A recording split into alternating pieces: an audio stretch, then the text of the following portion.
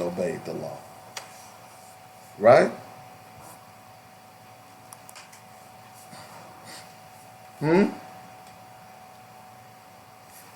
I'd like to hear your comments on that. All of you black conservatives out there who want to run behind and support laws that you know are wrong, that make no sense.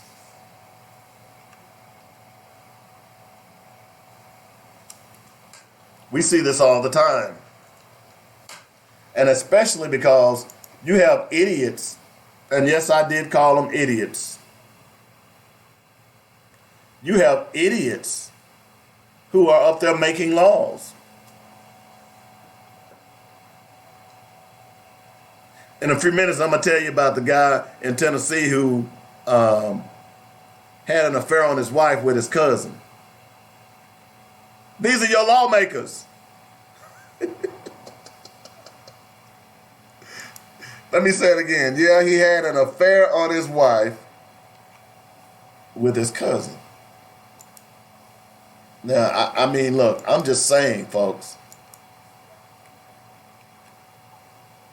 At some point, you got to be focusing on your leaders because they're making fools out of all of us. And they're passing laws that only benefit them, not us. They don't care about us. Okay? They really don't care about us. 855-525-5683 is the number. We're going to go out and take a quick break. When we come back, we'll get into some more headlines. You're listening to the Weekly Sports Magazine. I'm Dynamic Dave on JoyNetRadio.com.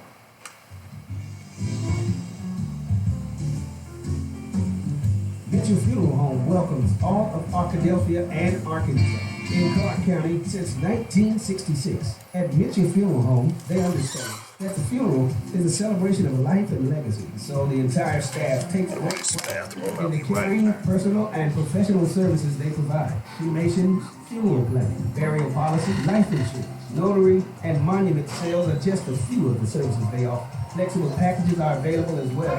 Mitchell Funeral Home appreciates the trust and confidence placed in them and will continue to enhance their services so as to serve you better. Call now. Get connected. 870-246-2611. That's 870-246-2611. Call, click, or come by. MitchellFuneralServices.com. Don't wait till we're needed. Call us now. Let's walk through this together. 870-246-2611. It's quality you can appreciate and service you can depend on at Mitchell Funeral Home. Hi, I'm attorney Theodore Thompson from the Thompson Law Firm, and I want to help with your legal matters. Whether it's criminal defense, bankruptcy, personal injury, or family law, I want to help you. I can be reached at 501-503-5095. Don't face your legal issues alone. You need an attorney whose primary objective is to provide you with the best legal representation. Our office address is 415 North McKinley, Suite 710 in Little Rock. I'm attorney Theodore Thompson, and I want to provide you with the best legal representation. I'm so glad I found the Kick Above. It's like my very own personal training studio. A Kick Above removed the guesswork and intimidation and offered me a very supportive and structured environment specific to my personal goals. Kim Leverett and her certified personal trainers even offered nutritional guidelines for my personal workout. It's about me at a Kick Above. Call 501-868-8850 or go to akickabove.com. Now, what am I wearing tonight? Thanks to a Kick Above, I look marvelous. Hi, this is Alvin from Habibi's 4317 East Broadway in North Little Rock. We still have the green top at your very next stop. The same great service, but more of it. Give us a call, 501-663-1553 or 664-2992, or call our toll-free number, 1-877-HABIBI-1. Diapers, pull-ups, hospital beds, wheelchairs, Simply Fit, diabetic supplies, underpants, and more. Your durable medical supply center. Guess who's on JoyNet Radio? It's your girl LJ with Coffee Conversations with Lakeisha. Coffee Conversations with Lakeisha is an interactive online daily devotional that rightly divides the word of God. It's kingdom, baby. Join us Monday through Friday at 5 a.m. Central Standard Time. That's weekday mornings, 5 a.m. at joynetradio.com.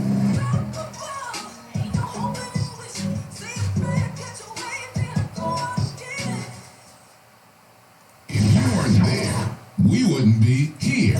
It's the JC Loves Morning Show.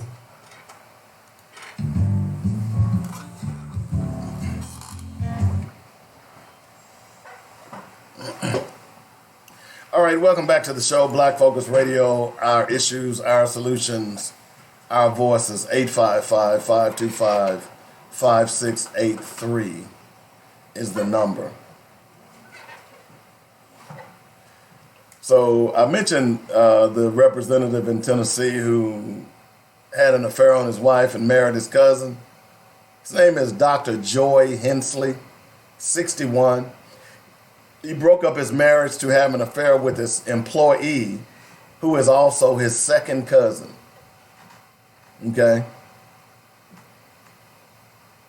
He was subpoenaed to appear in court last week for the divorce proceedings, but he never appeared. I didn't have time to do it, he said. I had nothing to do with the court case, and any testimony I would have given wouldn't have made any difference.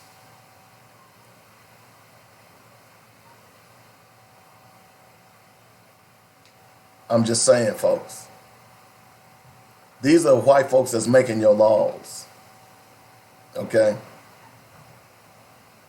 Here's something else he did. I didn't know this. In 2012, he promoted a Don't Say Gay bill, which attempted to ban teachers in public schools from mentioning homosexuality. Most recently, he sponsored a bill from the Tennessee Family Action Council to make children illegitimate when they were created using donor sperm.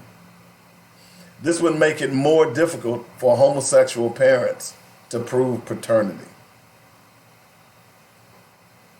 These are the people that's making your laws, folks. Okay? You know, Pete Buttigieg said the GOP has lost all claim to ever use religious language again. I totally agree with him. I said last Friday that anytime these people come into your house, and I mean your city, your town, and they're having meetings, and they want to evoke if they want to pray, if they want to evoke the name of God, why are y'all letting them do that to you? Why are you all praying with the devil? These people have no moral fiber whatsoever.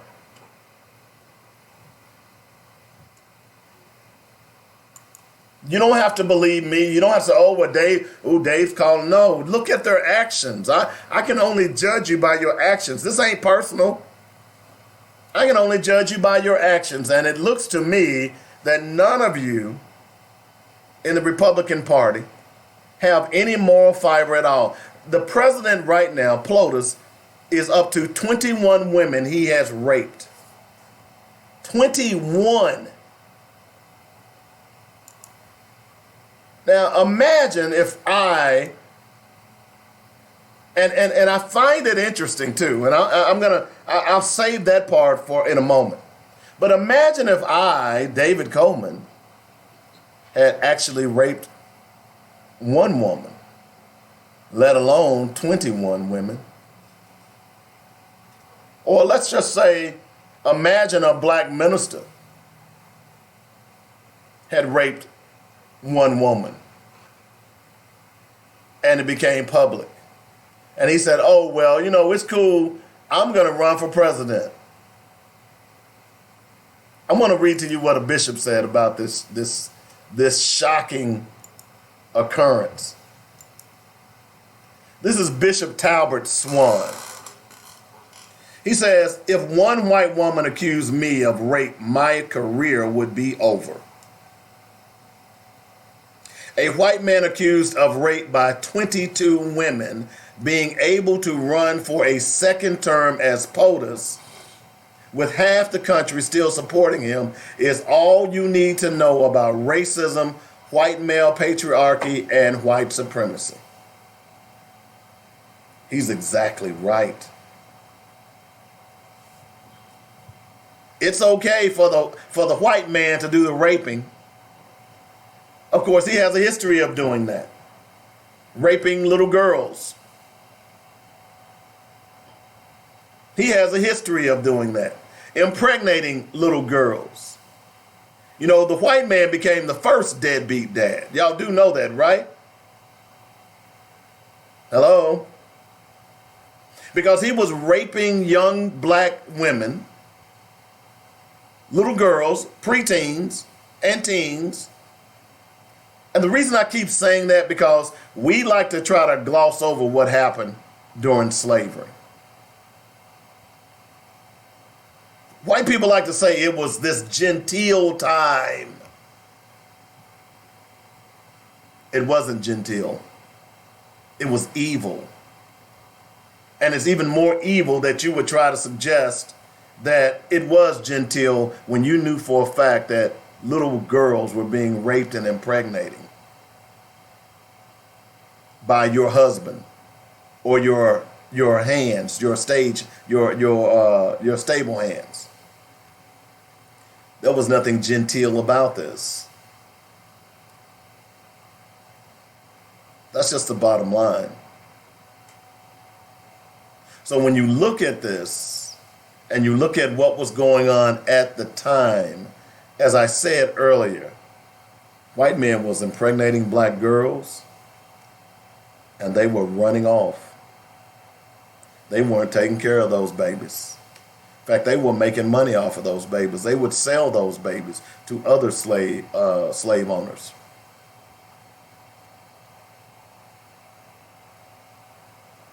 But what we're seeing today, if you didn't believe in white supremacy, if you didn't believe in racism, the point that Bishop Talbot Swan made in this post is profound.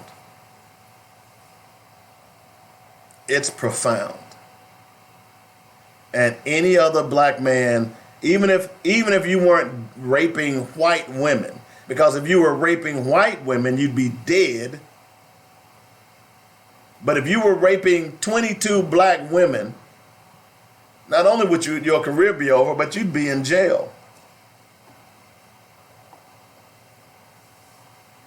But here's a man who's white, who's clearly a liar, who's clearly a con man, who has cost American jobs, who has cost American lives, who has cost America its standing in the world. I don't know if you watched the clip from last week with the Ivanka Trump. Did y'all see that when she was trying to interject herself into a conversation at the G20 summit, and how all of those political leaders snubbed her? In fact, one lady literally, and you can see on the video, literally rolled her eyes like, B, what you doing here? I'm serious. You get an opportunity to go out and look at it. But because this guy's a white man, we let him do anything we want. Because we need someone who's going to preserve us as white people. All of this goes back to white genetic annihilation. All of it goes back to the intermingling of races that they don't want. Man, I told you before this policy came into play. What did I tell you? I said, hey, look, this immigration policy, it's really about race. It's really about 2042. You know, we've been doing Black Focus now. April 4th of next year will make 4 years. We've been doing it 3 years now. And when I first started talking about 2042 and blacks or minorities, people of color becoming majority as opposed to white people, a lot of people looked at me like I was crazy. I would said, hey, y'all, you know, that Dave Coleman, man, he out there, man. I know y'all did. He out there, man. You don't know what he's talking about.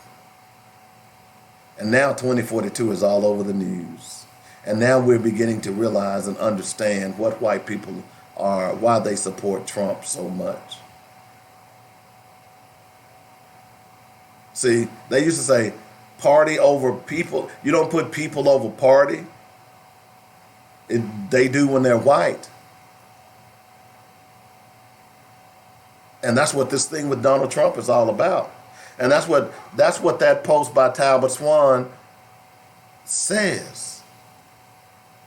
A white man accused of rape by 22 women being able to run for a second term as POTUS, with half the country still supporting him, is all you need to know about racism, white male patriarchy, and white supremacy. They're right. Bishop Talbot Swan is right.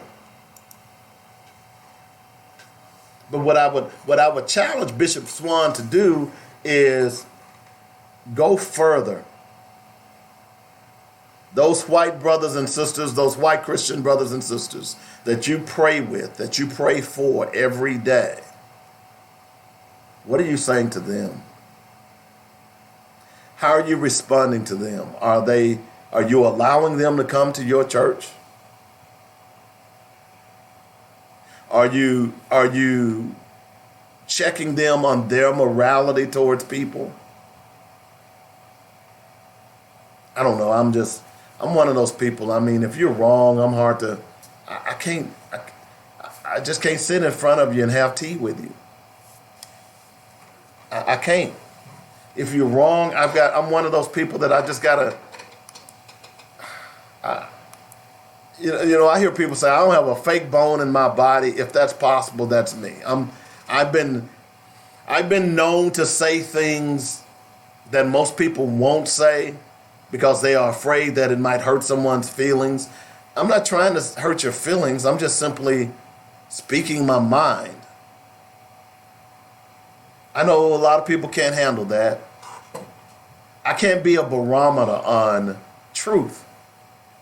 When to say it, when to reveal it, and when not to.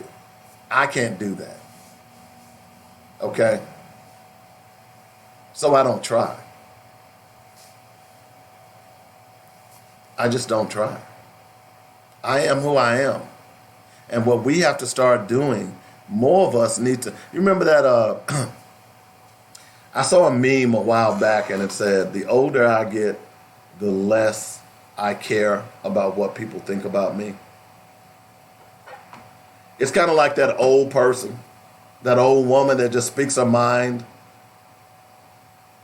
Don't care what you think.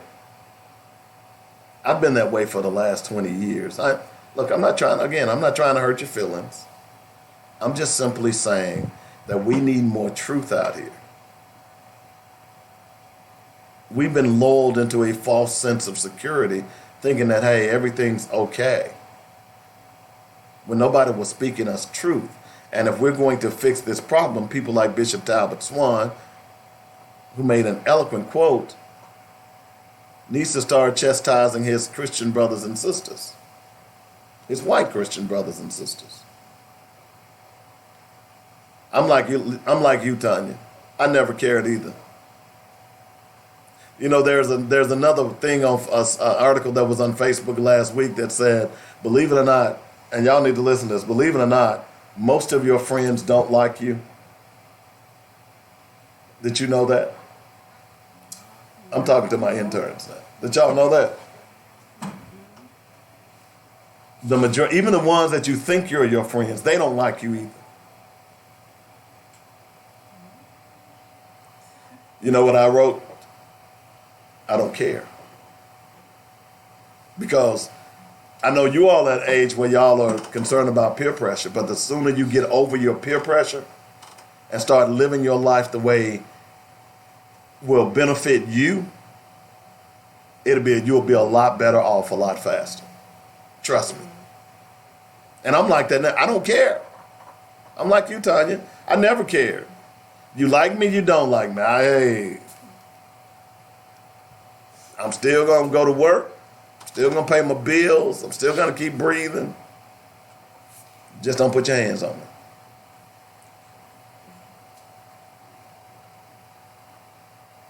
So I'm at a point now where I'm not trying to do a show to shock people or scare people or get people riled up. I'm just really about truth. And I don't care if you're mad at me. Y'all see I'm an equal opportunity attacker. And I don't look at it as attacking. I simply look at it as exposing an object, exposing something that needs to be exposed.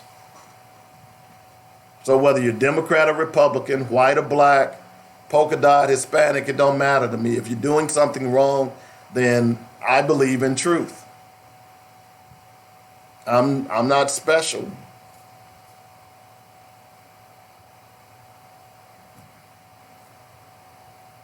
The sooner you get, and that's why I was telling these, the interns here, the sooner you get to a point where you are not worried about what people think about you and you just live your life, think about it from this perspective. How great would it be that you didn't worry about what people thought about you? That you didn't worry about what kind of shoes you had on. You didn't worry about what your hair looked like. Now, you want to look decent now. You don't want to come out there with your hair all nappy and got the carpet all in your hair. But I'm talking about just living your normal life. What would happen if you could get to a point where you simply didn't care what people think? And see, that's what black people need to do. Black people need to get to the point where we don't care what white people think about what we're doing. Because, see, part of the problem is with black people is that we've been too busy trying to please white people as opposed to pleasing ourselves and pleasing our people. So we've missed the mark. We've started worshiping the gods of a beaten enemy because what is the white man's God? It's money. It's power. I don't want my children to grow up and be a white man. I have a black son. I want him to grow up and be a black man. I don't want my daughter to grow up and be a white woman. I want her to grow up to be a black woman. But the values that we're teaching our children are counter to what we should be about our history, about our culture, about our values, about how to spend our money, where to spend our money. All of that is important.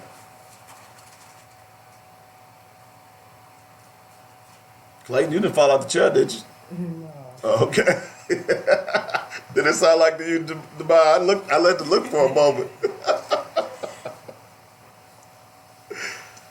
So, I totally agree with what Bishop Swan is saying. I just wish that some of these black ministers, because brothers, we need y'all, and sisters, because they're women ministers as well.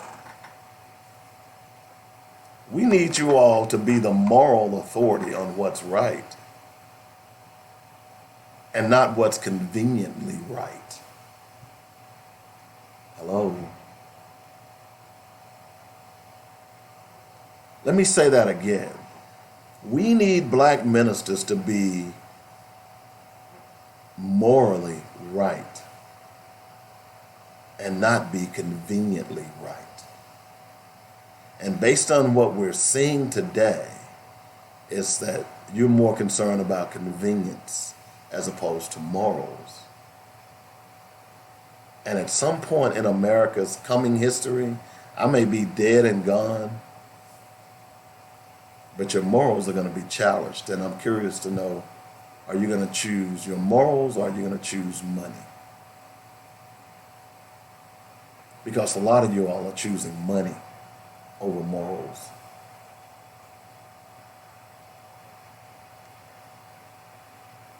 I'm just being real with you.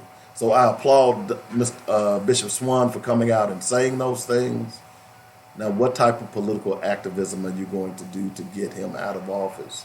Are you going to talk to your white minister friends? Are you going to discuss that with your congregation? Because if nothing else, forget about his policy. Let's talk about his morality. He has none. He has none. So what do? Do we sit around and twiddle our thumbs and say, oh, well, he's in the office and there's nothing we can do about it? Or do we decide for ourselves that we can fix this problem?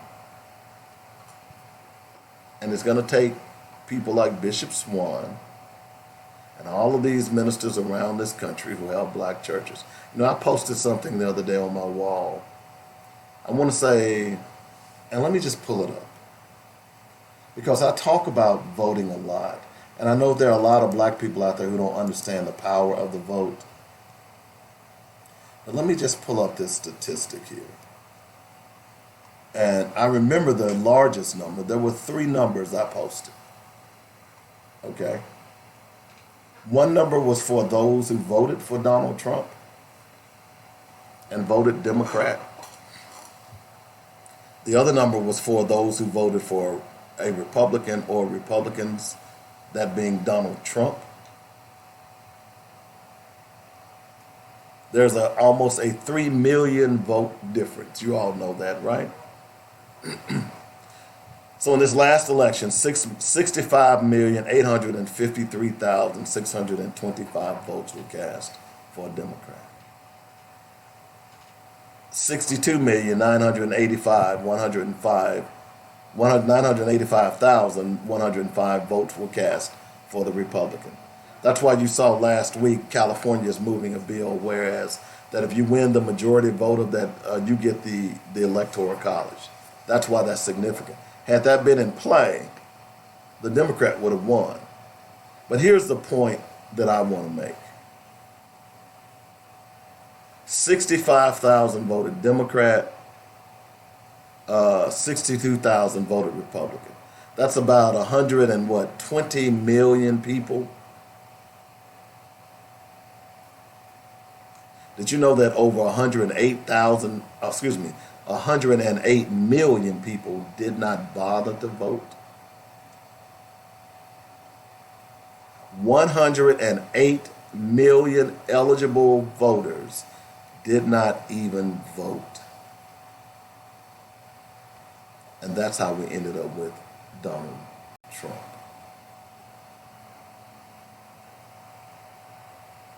Wow. If you don't care about your house, the Republicans sure will come up with a moving van and move out your furniture and everything else, and leave a Bible on the table and say, let's pray. And you all will fall for it, hook, line, and sinker. You ought to be tired of that. I am.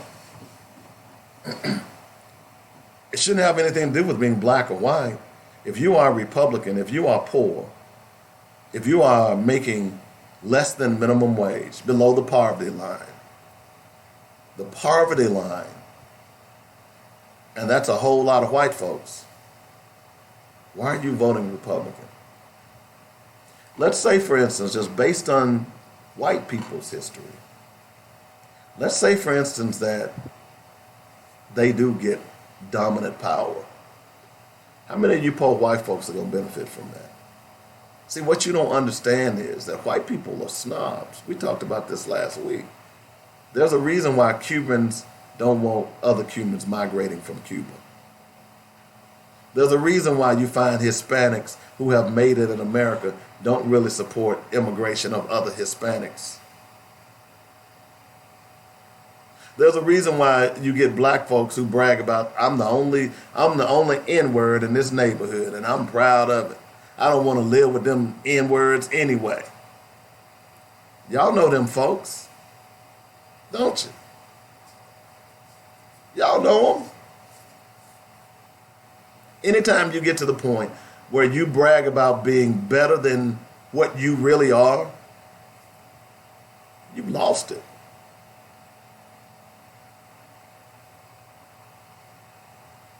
You haven't achieved anything. You think you have.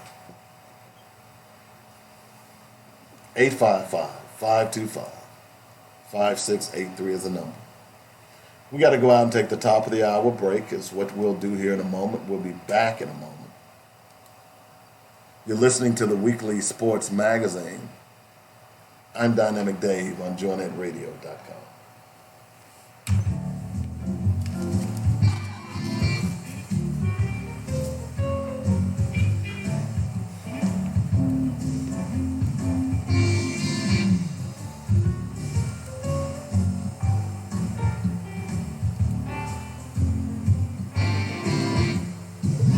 Ladies and gentlemen, Saints and Raw, get ready from Sumter, South Carolina. It's Minister Lee Burgess and Resurrection. All right, so you plugged in. We plugged in A, right? Minister Lee Burgess and Resurrection, a talented bunch of seasoned So veterans. I'm gonna go ahead and drag that down there so it'll be ready. They have just released for your enjoyment their new single. Save me, Jesus. Save me, Jesus. Minister Lee Burgess and Resurrection. This new project is available on all digital outlets. Get yours now and catch up to what everybody's been talking about. Minister Lee Burgess and Resurrection. Call now, 803-847-6227. That's 803-847-6227. And enjoy Minister Lee Burgess and Resurrection. Save me, Jesus. Save me, Jesus. Hey, lock this number in. 501-406-7134. That's 501-406-7134. That will get you some fabulous chicken wings delivered right to your door.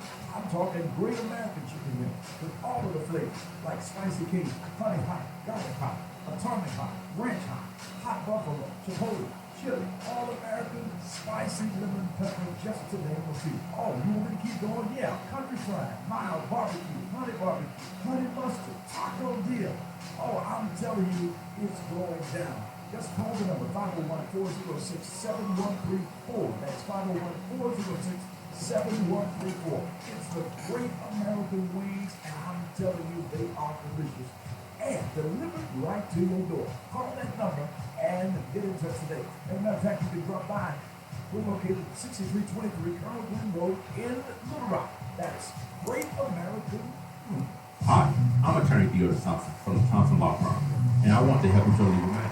Whether it's criminal defense, bankruptcy, personal injury, or family law, I want to help you. I can be reached at 501-503-5095. Don't face your legal issues alone. You need an attorney whose primary objective is to provide you with the best legal representation. Our office address is 415 North McKinley, Suite 710 in Little Rock. I'm attorney Theodore Thompson, and I want to provide you with the best legal representation. I'm so glad I found the Kick Above. It's like my very own personal training studio. A Kick Above removed the guesswork and intimidation and offered me a very supportive and structured environment specific to my personal goals. Kim Leverett and her certified personal trainers even offered nutritional guidelines for my personal workout. It's about me at A Kick Above. Call 501-868-8850 or go to akickabove.com. Now, what am I wearing tonight? Thanks to A Kick Above, I look marvelous. I guess I better pay attention. The views and opinions expressed today on Black Focus Radio are not the views and opinions of the station, its management, or its advertisers. Now, let's get ready to focus on our issues, our solutions, using our voices on Black Focus Radio. Welcome to Black Focus, the show designed with our community in mind, where we focus on our issues, developing our solutions, using our voices. Central Arkansas, surrounding areas, and the nation. Get ready. Black Focus starts right now. Phone lines open at 855-525-5683. So here's your host, David W. Coleman and Robert Webb.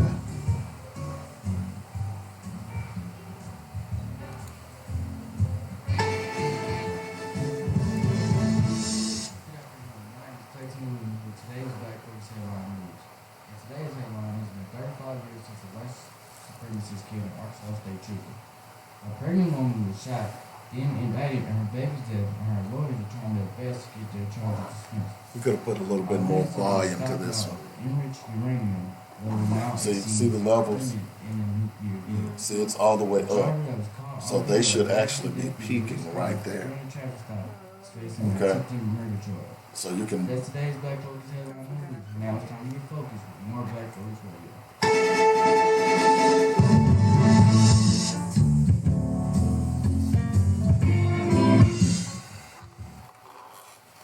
All right, welcome back to the second hour of the show. So let me show you the difference. You see how I'm talking? See the peaks? Okay. Welcome back to Black Focus Radio. Our issues, our solutions, our voices. 855-525-5683 is the number. That's how you get in touch with me. Still a lot of things to talk about. You heard, and by the way, Monday through Thursday, the interns will be doing an up-to-date newscast. We're going to expand it a little bit more. Right now, I'm just letting them do headlines. Eventually, I'll let them start doing a story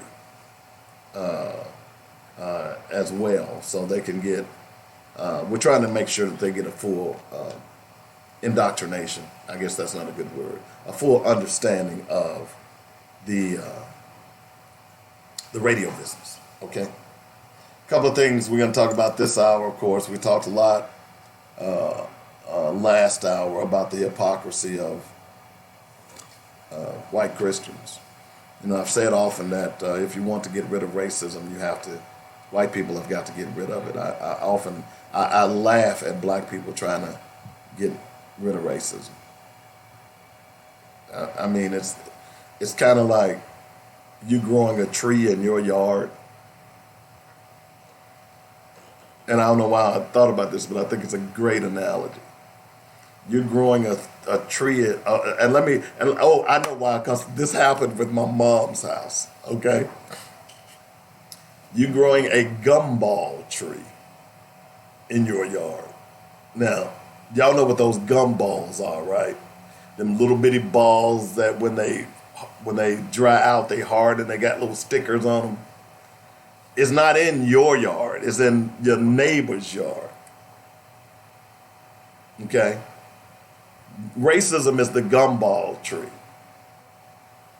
And the gumballs is what spreads the racism. And it's prickly.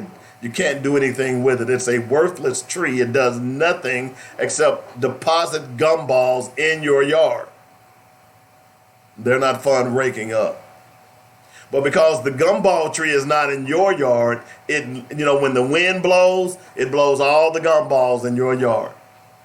When it's about the storm and you think the tree's gonna fall, if it falls, it's gonna fall on your house. It's not gonna fall on the owner's house. It's gonna fall on your house. And it's gonna destroy your house. It's gonna destroy your garage and your car. We lived with that gumball tree for a long time on 24th and Schiller. The neighbors at that time were white. Their son used to take his BB guns and shoot holes in our screened-in back porch until I put my hands on him. And I finally caught up with him. But their gumball tree wreaked havoc in our backyard. Oh man, I had to rake them things up. That's kind of what racism is. Racism is a gumball tree. And it drops the wind is blowing and it blows those gumballs everywhere and they get everywhere. And if you mess around and go outside and you're barefoot and you step on one, it can be pretty painful. A racist gumball. We used to call them the cuckabug tree. Y'all know, some of y'all had cuckabugs in your hair. That's what we used to call them back in the day. Man, what are them cuckabugs in your hair? But that's a gumball tree. And that's what racism does, is that it grows and it has grown and then it begins to spread and drop those gumballs everywhere. And the only people that can stop it, the only people that could stop that gumball tree from depositing those gumballs in my mom's yard were the people who owned the house next to us. And the only way that they could have gotten rid of that, stopped it, because this gumball tree was about 20 feet high. It was huge. It was a mature tree. And we worry often whenever it would storm that it was going to finally blow that tree over. Finally. So the only people that could really stop that tree were the people who owned the yard next to us. And the only way that they could have kept the tree from blowing over into our yard and destroying our home was they had to cut the tree down. And after years of consternation, after years of concern, the white folks finally sold the house and some black people bought the house, and the concern was still there about the gumball tree. That it was depositing those ugly gumballs in our yard, destroying our grass, but destroying our roof on our house. But more importantly, our fear was that it was going to fall over and destroy our entire home. Until the neighbors finally cut it down.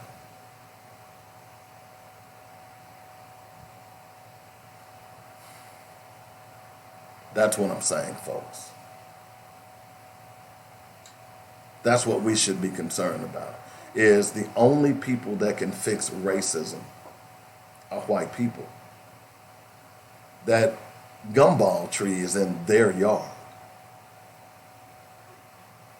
That gumball tree is depositing all kinds of evil across this nation.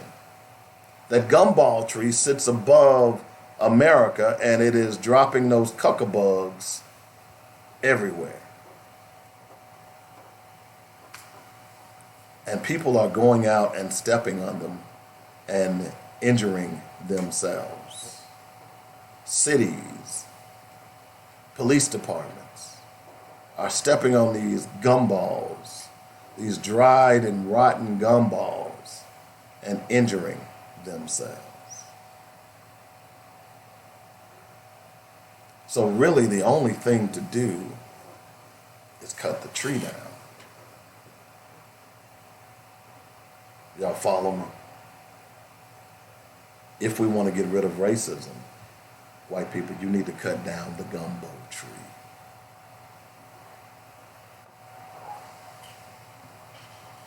But I know you're not. And that's sad. And that's why black people need to be preparing their children for that very thing. You know, it's kind of funny. I was reading an article over the weekend about how white folks are claiming that they are Native American so that they can get some money from the government. Let me give you an example. In a number of cases in Missouri, business owners with white ancestry claim they were members of 3 self-described Cherokee groups that are not recognized by the government or by existing Native American groups or experts. The groups included the Northern Cherokee Nation, the Western Cherokee Nation of Arkansas and Missouri, and the Northern Cherokee Nation of Old Louisiana Territory. One such business owner, Bill Buell of Premier Demolition Incorporated, is a member of a self-described Cherokee tribe with no official recognition or legitimacy. Aside from his membership, Buell has no proof that he is a member of a racial minority group and has white ancestry based on government records. Authorities in St. Louis acted to strip Buell and 4 other contractors of their certification in Minority Business Enterprise Program as a result of the revelations in the Los Angeles Times. The lawyer for the 5 contractors claimed it was unconstitutional and a stringent rule for St. Louis to define Native Americans as those belonging to a federally recognized group. White people.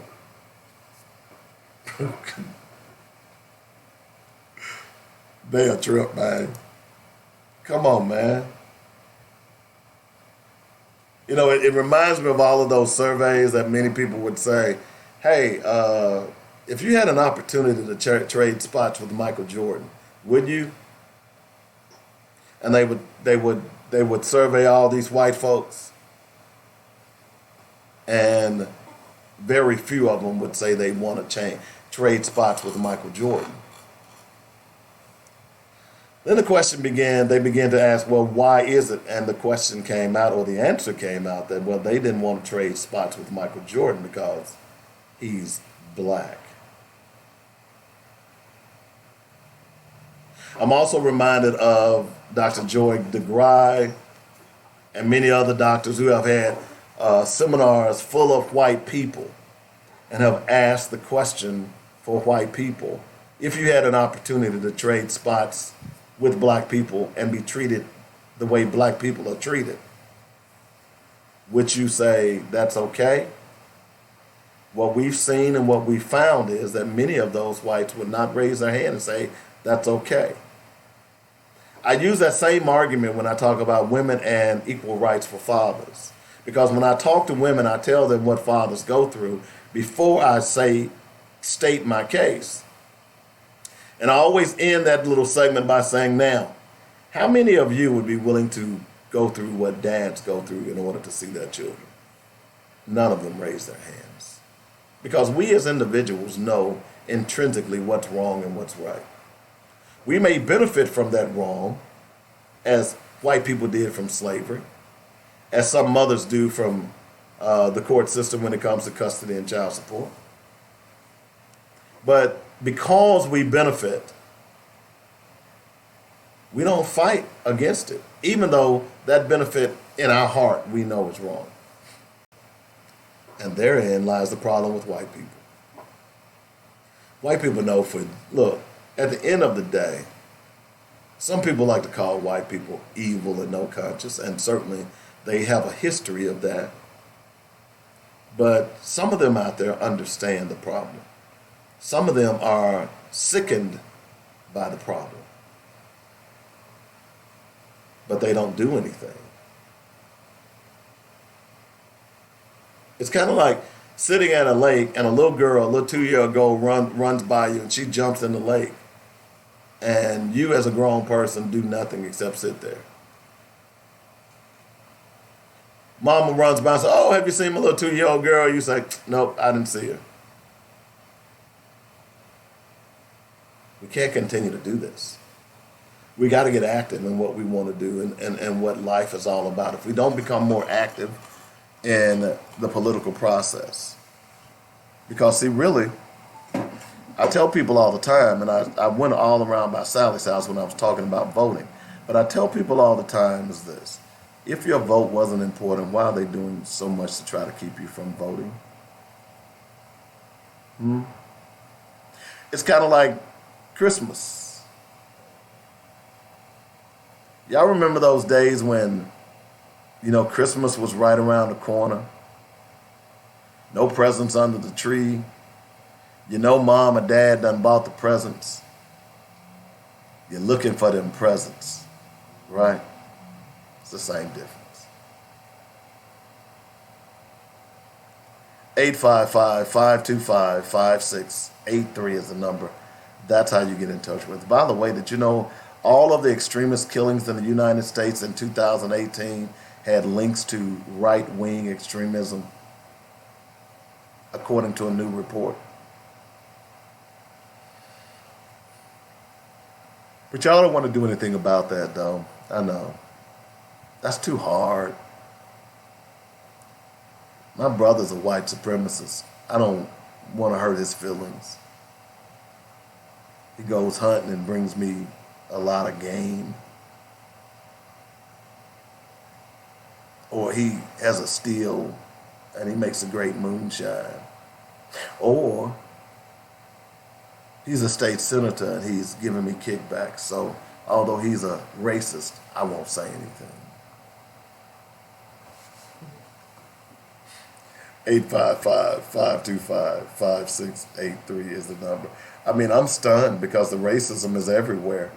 And there are black people. I had a friend of mine, and I love him to death. He's a white guy. Let me tell you a quick story. Richard Cook and I, he's white. He went to Stamps. Richard Cook and I met on the goal line in a blue and gold game in Magnolia, Arkansas. Now, what do I mean by that? Richard Cook was, I believe, if he wasn't the best, he was the best tailback that came out of high school in 1979. He ended up going to Southern Arkansas University for whatever reasons. I don't know why. I also went to Southern Arkansas University. Richard and I weren't getting much playing time that first year, our freshman year. So the next year, and Richard had some surgery on his shoulder. He had a dislocated shoulder. He actually got a steel plate put in his shoulder. So that spring comes up. That's when you are renewing your scholarship, or when you are trying out again for your scholarship. And we were running the offense, and of course I played strong safety, which was nothing more than a souped up linebacker. The play was designed for Richard it was a power drive, and Richard to run it up the middle. Now, Richard was 220 pounds. At that time, I was about 185 pounds. The play was designed for Richard to run it up the middle. The play was designed for me to stop whoever came up the middle. I met Richard at the 1 yard line. Head to head, shoulder to shoulder. Richard did not score. Coach got upset.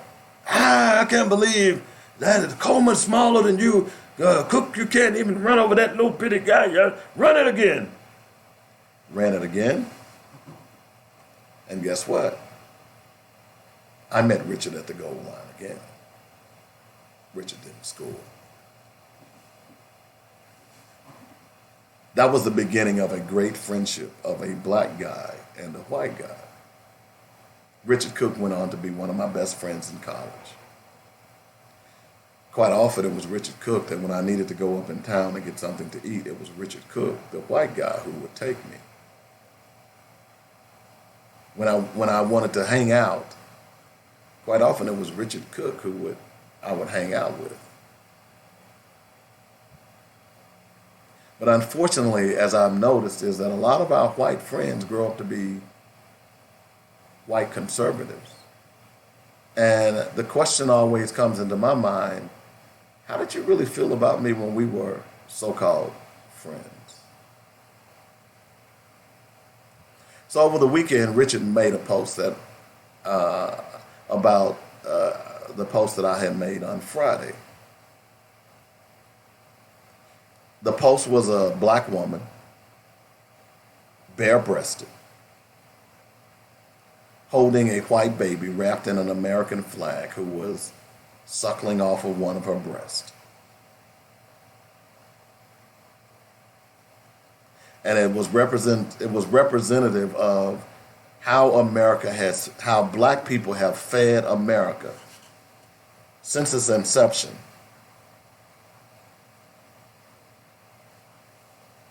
And have not gotten paid for it. I mean, to right now, for me, I think that is the best picture and representation of what America did to black people. Richard comes on my feed, and Richard monitors my feed fairly often, as do many white people, as they do this show. He says, I can't believe you hate white people. Well, that's typical of someone who's uninformed. Even though Richard is my friend, he's clearly uninformed. And that's typical of white people who don't want to own up to the tragedies that America visited on black people. He looked at that picture and said, because I posted it, I hated white people. And he went on to suggest that I should go out and listen to Diamond and Silk. Now, any of you all who know me or who have listened to this show understands that I have nothing but contempt for Diamond and Silk. They are two ignorant black women who who are being made fools of by the Republican Party. So for Richard, a friend of mine, to suggest that I listen to Diamond and Silk for guidance was insulting. I kind of made a quick post making that point. Now, why am I telling you this? Because as I've told Richard, if you cannot accept me, and it's not I'm one of the good ones, because this is what white people will say often. Oh, well, you know, he one of the good ones. Really? If you're looking at me and thinking I'm one of the good ones so you can be friends with me, yet you look at another black man whom you don't know, who may be better than me, and you're calling him an N-word, or you're supporting policies that don't support them. Because, see, you can't be an American if you don't support all of America. You can't tell me you love the Constitution of the United States if you don't love the Constitution of the United States. That's why I tell people, I got to take the bad with the good. You know, like I said, look, I made a living doing radio, the First Amendment. Although I may not like what a terrorist from the organization, the KKK, says, I have to at least allow him to say it, because that's what America is. But what you're finding here is that white people want America to be conveniently theirs when it's convenient for them, and everybody else be damned, including black people. And I got a feeling that I'm probably going to lose my friend Richard. I got a feeling. Because after all these years, all the conversations that we had over kegs of beer and whatever else, you would tend to believe that Richard would have evolved. But just based on the information that I'm seeing, the comments that Richard is making, I'm beginning to question our friendship as a whole, all the way back to college. Why was he my friend? Why did he want to hang out with a black guy? I'm wondering. What has changed over those years that I was good enough to drive your car, eat your food, but now I'm a second-class citizen? I often ask the rhetorical question. All of my white friends out there, and I've been fortunate enough to travel and make a lot of white friends. Many of you, because I've been in the radio business so long, my son literally grew up on the radio. Many of you white people out there, although that may not be true for this city, but certainly in Nashville, when I would be on the air and I'd say the name Bear, everybody knew I was referring to my son. In fact, when you would call up and ask, you wouldn't ask about my son and his name. You would ask, how is Bear doing? So I threw it out there a while back. I said, look, let me ask, these are for my white friends. You know me. Many of you know my son. If you don't know my son personally, you certainly know him by how I talk about him. If that were my son shot down in the street by police, would you think he was doing something wrong? Would you support me? And that's really where the rubber meets the road when it comes to this friendship, this white friendship thing. Because if you can come over to my house, you can eat my food, you can talk to me about my family and my faith and my religion and all those things. But just as soon as my black child gets killed by police, you are against me. you take the side of the police, then we were not friends in the first place. And that picture, as profound and stunning as it is, speaks a lot about what America is today. Is that it was okay for white America to suckle off the breast of black America, to become rich, to become strong, to be immunized from disease. But it wasn't okay for black America to suckle off the breast of its black mothers. And if you can't see the fallacy in that, if you can't see how wrong that is, even if it lives today, and you want to try to claim victimhood by saying, oh, you don't like white people, then you weren't my friend in the first place. And I don't have problems saying that. Let the doorknob hit you where the dog should have bit you. I'm just being real with you. Now, I didn't say that to send a message to Richard, because I don't mind telling Richard that in his face, and he knows that.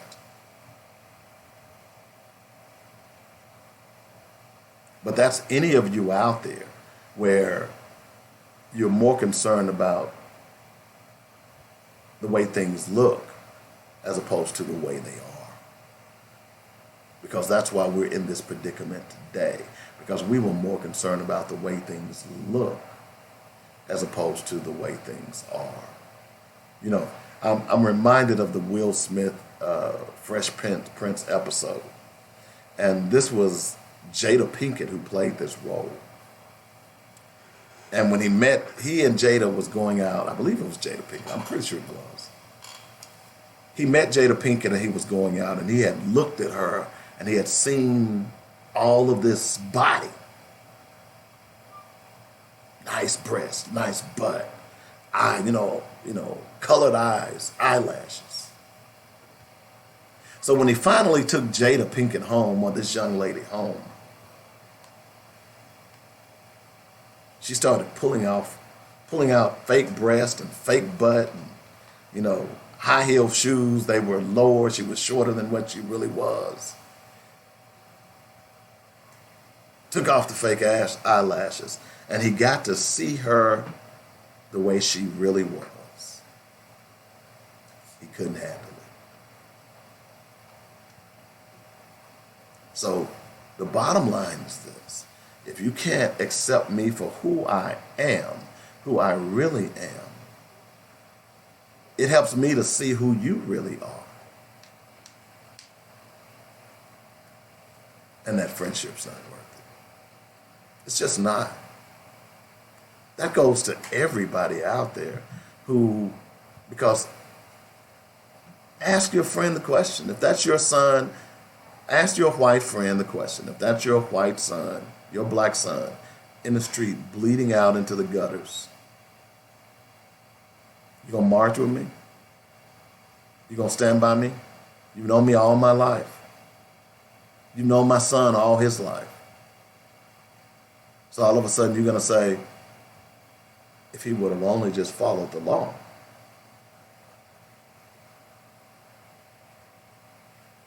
Yeah, I circled back to that for a reason. Because, maybe if Jesus would have just followed the law, he would have never been crucified.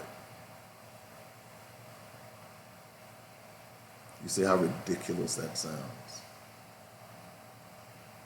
I know I took you all around by Sally's house to get back to this point, but I was doing that for a purpose. 855-525-5683 is the number. We're going to go out and take another quick break. You're listening to Black Focus Radio, our issues, our solutions, our voices on JoinNetRadio.com. Can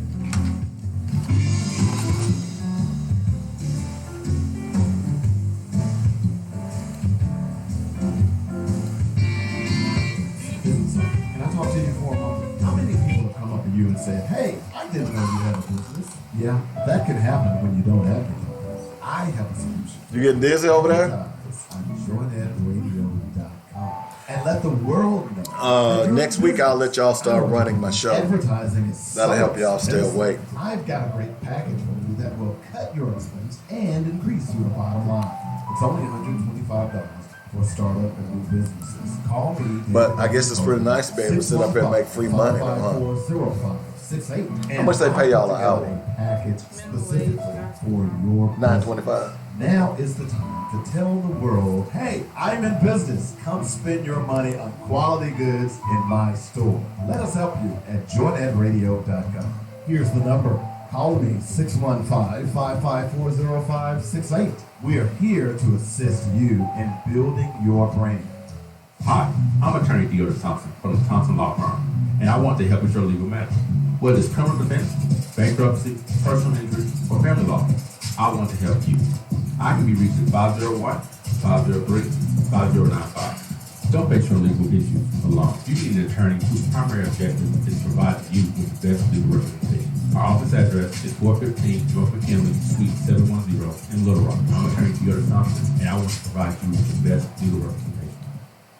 I'm so glad I found the Kick Above. It's like my very own personal training studio. A Kick Above removed the guesswork and intimidation and offered me a very supportive and structured environment specific to my personal goals. Kim Leverett and her certified personal trainers even offered nutritional guidelines for my personal workout. It's about me at a Kick Above. Call 501-868-8850 or go to akickabove.com. Now, what am I wearing tonight? Thanks to a Kick Above, I look marvelous. Mitchell Funeral Home welcomes all of Arkadelphia and Arkansas in Clark County since 1966. At Mitchell Funeral Home, they understand that the funeral is a celebration of a life and legacy, so the entire staff takes great pride in the caring, personal, and professional services they provide. Cremations, funeral planning, burial policy, life insurance, notary, and monument sales are just a few of the services they offer. Flexible packages are available as well. Mitchell Funeral Home appreciates the trust and confidence placed in them and will continue to enhance their services so as to serve you better. Call now. Get connected. 870-246-2611. That's 870-246-2611. Call, click, or come by. MitchellFuneralServices.com. Don't wait till we're needed. Call us now. Let's walk through this together. 870-246-2611. It's quality you can appreciate and service you can depend on at Mitchell Funeral Home.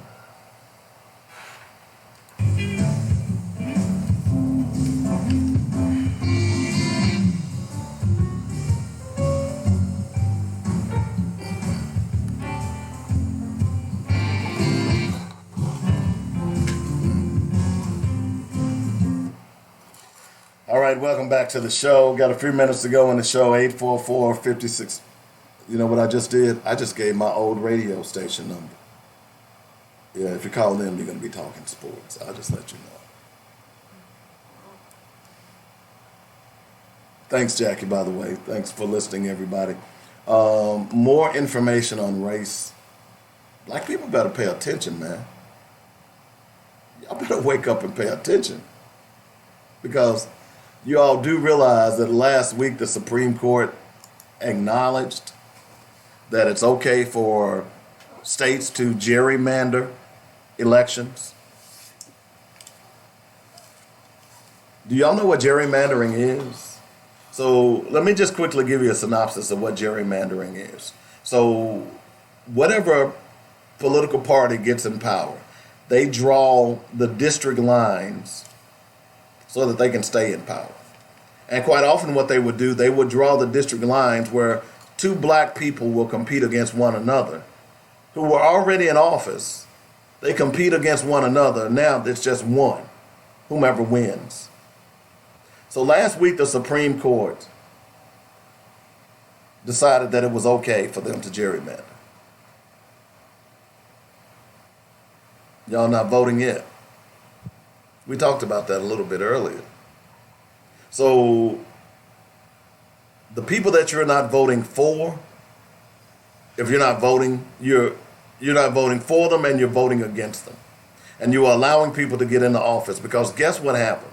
because of you 108 million people who didn't vote, Merrick Garland was not able to be seated as a Supreme Court judge. That huckster that Donald Trump put in, he was the deciding vote on gerrymandering. So he's basically saying it's okay. If white folks want to see, what white people are doing right now is that they are moving the goalpost. They understand, and I've said this over and over again, Republicans have no message for the common man. It has nothing to do with the black man. I'm talking about the common man. So what do? They bring up issues that'll make you fight one another, like race, like immigration. Them white folks don't give a damn about immigration. The only thing that white folks give a damn about is tax cuts. It's tax cuts. Let me say that again. The only thing that white folks they don't give a damn about abortion. Now, there are a few that might care about abortion, but at the end of the day, they're not going to stop enough white women from having abortions to change the racial numbers in America. Because already in 14 states in America, white people are dying faster than they are being born. So they can say, oh, we want to stop abortion. See, if they could, they would like to say, we want white women to stop aborting babies, and we want to abort babies of every other woman, like black women. That's why I say black women, if you are in the baby making age, have as many babies as you can. Now, I would advise that you get a man that can help you take care of them. But my son wants to have four babies. Woo! Go for it. Have them. Have them. Because that's what white people are concerned about. They don't. If they could keep you from having babies and make you have an abortion, they do so. You got to pay attention to what's going on, folks. And you got to get out there and vote. Because I want to make sure, and I wanted to cover this last week, but I want to make sure that I talk about your United States Congressman Tom Cotton. Yeah, that fool. But you know the reason that he's in office is because you black folks don't vote. Y'all don't vote. Y'all say, hey, well, they gonna do it anyway. It's kind of like I said earlier, when you say black people don't, what that says is you're ignorant. You don't know what the hell you're talking about. And when you say, oh, well, they gonna do what they gonna do anyway, if that were true, many of you idiots out there, I knew before Barack Obama was voted in office, I knew a lot of black people who said, well, you know, they ain't gonna never elect a N-word to that office. I don't care how you look at it. In fact, I'm gonna be honest with you, I didn't expect Barack Obama to be. I never imagined that there would be a black president in my lifetime. But you know what? I went out and voted regardless. I voted for the black man. What the hell? Let me vote for him. Don't vote for all them others. Let me vote for Barack. I voted for him. Okay, cool. But there were a lot of black folks that didn't even bother to vote. Was running around claiming, oh, well, it ain't going to make a difference anyway. And then when Barack Obama became president of the United States, the first thing black folks said, oh, see, man, it was rigged. They done set that so-and-so up to fall. That's what you said. So first you said your vote don't count, it don't matter. When it's proven that your vote counts and matters by black people going out en masse and voting for Barack Obama, then you claim that the system was rigged and they set him up to fail anyway. If you're one of those people, you're part of the problem.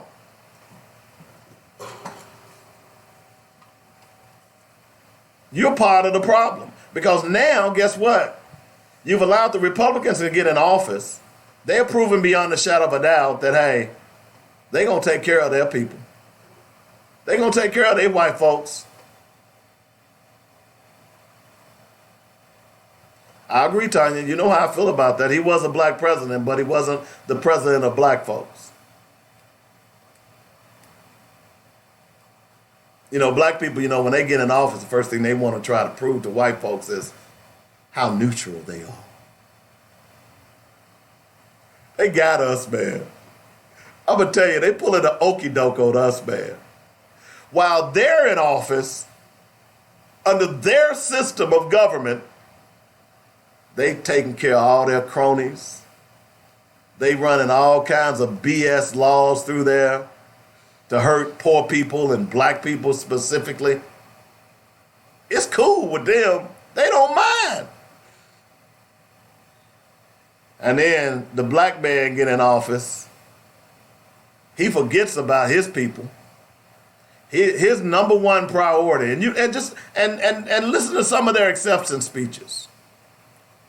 My goal is to make sure that this office sees no color. My goal is to make sure that this office is colorblind. Huh? Hey man, bro, we just elected you. We ain't trying to. We expect some penance. I don't give a damn about you trying to see who's colorblind and who isn't. I don't care. I want something for my vote. Only black people do that. Black people are the only ones that get in office who don't serve their constituencies. We're too busy trying to prove to them, psst, we okay. Hey, we all right. You can trust me. I know I'm black, but I'm going to show you. I'm going to show you that I can be neutral. And the white folks are laughing at us. They're saying, boy, that's a damn fool. Wait till we get our guy back in office. He gonna take care of us. And that's what they do. I'm not saying anything new. I'm not saying anything out of line. Y'all know it's true. The problem is that y'all let it continually happen. Y'all continually allow people to go into office who are not gonna represent us just because he looks good, or she smells good, or she got a zinger in a debate. Electing people of no substance will get you nothing. That's why I said last week that right now, if I had to vote for Ward 36, it would be Roderick Talley. In the 4 years that I've been here in Little Rock, of all the people that have been in politics, all the people that have been in politics, that are now running for that seat, I have not heard their names at all. And I do a news show every day. I read the paper every day. I'm staying up to date and in the know what's going on at the state legislature every day. I've heard of none of these people. I've heard of Roderick Talley. I've watched a young man who got treated like dirt by the police, and how his own people, his own ministers, black ministers didn't wrap their arms around him and say, brother, we're going to support you. What they do, they treated him like a leper. And it was up to Roderick Talley to launch his own fight against the Little Rock Police Department. And not only did he say, Roderick Talley didn't say, hey, look, I'm going to go and fight the police department. I'm going to win, and I'm going to take my ball and go home. I'm just being real. We got to be conscious of who we're voting for and how we're voting. Roderick Talley, not only did he say, I'm going to solve my problem, I'm going to reach out to other people who have been done like this by the Little Rock Police Department, and I'm going to help them. Now, this isn't an endorsement. What I'm simply saying is we have to get people in office who are willing to fight for us. That young man didn't have to go and help those other victims of the police. That young man went through, for about 2 years, that young man went through pure D hell.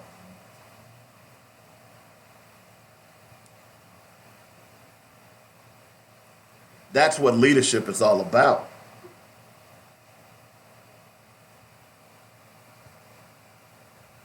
So part of the reason that you don't vote or you don't go out to vote is because you have been lulled into a false sense of security by a black leader because you voted for that black leader, but you didn't demand anything for your vote.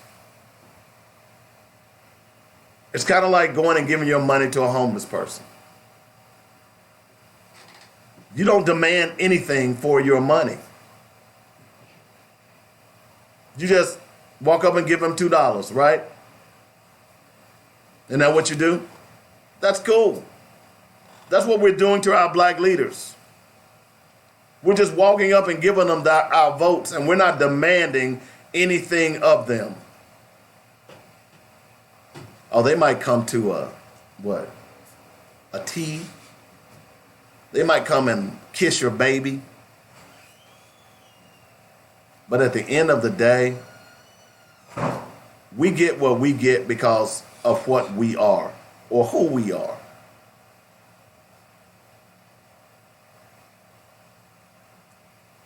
We don't participate in the process. And then when it didn't work out the way we thought it was going to work out, we make excuses. Don't we? Yeah, we do.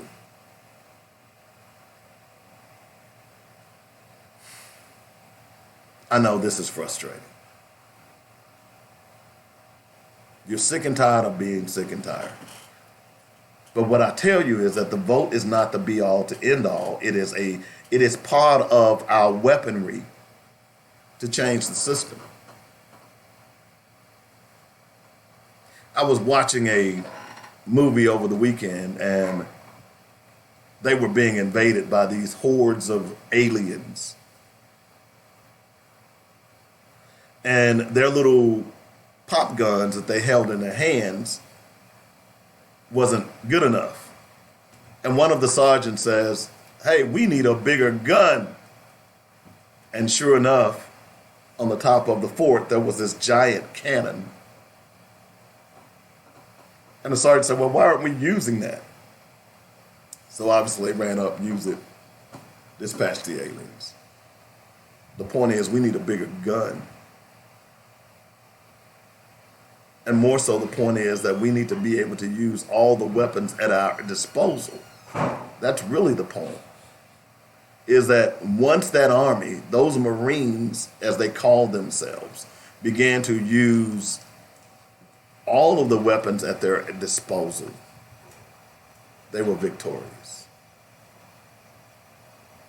But we are afraid to use those weapons, and that's why we continue to suffer and not get what we want. We are afraid to say, "Hey, look, my kid ain't gonna play for your school unless I can vote in your state. My kid's not gonna play at your school unless you ratify the Voting Rights Amendment. My kid is not gonna play in your school unless you can get rid of gerrymandering." Hello? It's that simple. So as long as they can treat us like crap, they will. You know, I was talking about Tom Cotton, and I don't want to leave the show without finish up with him.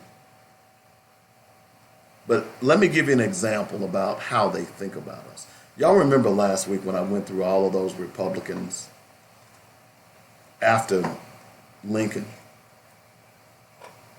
and how they did nothing, how as black people were treated like chattel. Slaves who were not enslaved.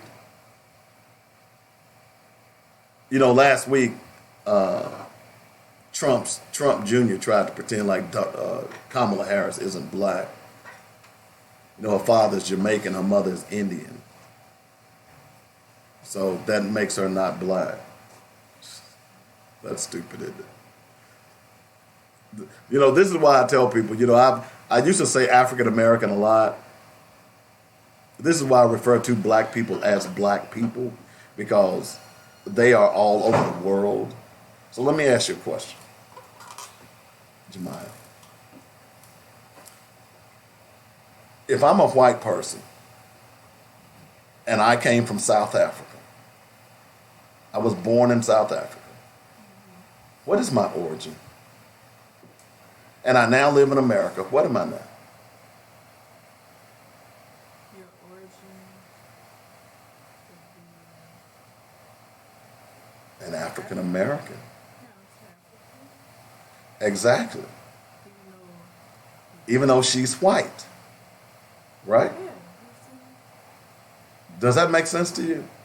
So, in other words, a white person born in Africa, which there are plenty of them, if they come to America and become Americans, they're African Americans. They are certainly Africans. So that's why I refer to us as black, because that one reference takes care of, because the black diaspora, the only difference in where we are is a boat stop. You understand that, right? So when they try to say that Kamala Harris is not black, that's kind of ridiculous. But here's Tom Cotton. Joe Biden and Kamala Harris are helpfully reminding Americans that Democrats were the party of slavery, secession, and segregation. By contrast, the Republican Party was founded on and has always stood for natural equality for men and women. That's a damn lie. As a matter of fact, Lincoln told us that he didn't believe that, even though he signed the Emancipation Proclamation. I went through a whole laundry list of what Republicans did after the Civil War, the Freedmen's Bureau, the Black Codes, all the way through World War I, World War II, the Korean, the Vietnam War, up to today. Republicans have done nothing for black people. But that's Tom Cotton. Will Donnelly's snapback. Tom Cotton helpfully reminds us that the Democratic Party has changed and has a diverse field of candidates, while the Republican Party is led by a white supremacist supported by the KKK, neo-Nazis, and white nationalists. In other words, yeah, you can start off being some one thing, but then you can evolve into something else or devolve. And the bottom line is, Tom Cotton, is that the Republican Party devolved into what it is today. And that's a piece of crap. Okay? So when my friend Richard Cook, who was clearly a conservative and a Republican, tells me, my white friend Richard Cook, because I want to make sure you understand that. When my white friend Richard Cook tells me that I ought to be listening to Burnt Coal and Spider Spit, y'all know him as, y'all get that right? Burnt Coal and Spider Spit? What is the burnt coal?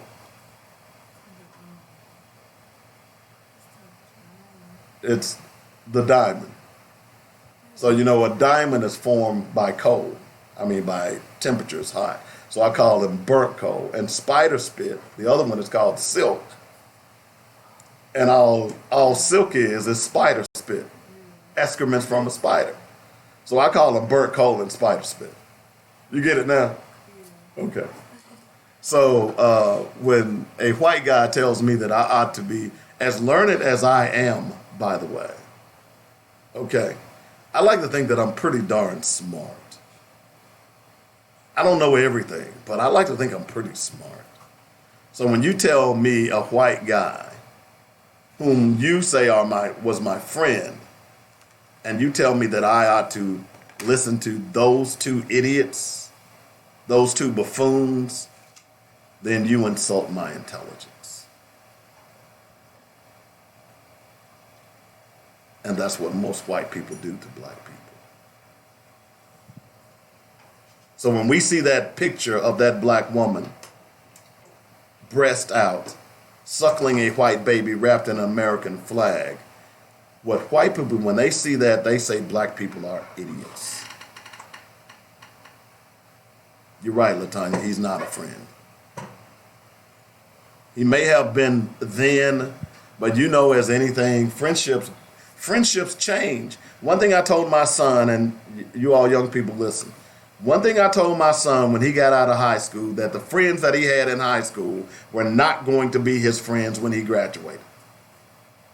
You might maintain one or two. And what has happened to my friend Richard is he didn't evolve. Richard has devolved. And that's sad. We got to get out of here. It's Black Focus Radio, our issues, our solutions, our voices. David Coleman in the house. We'll be back tomorrow and Wednesday. I'm out Thursday and Friday, and I'll probably be out Saturday as well. But hey, we'll keep bringing it to you as we move forward to the celebration of the Independence Day of the United States. And don't forget, why are you celebrating? You weren't free. Back tomorrow. Y'all have a great day.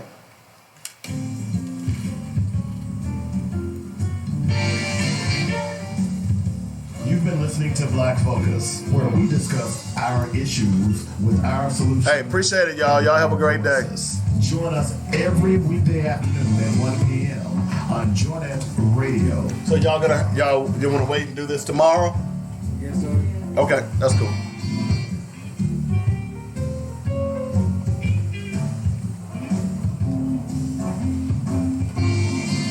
Y'all have a good day.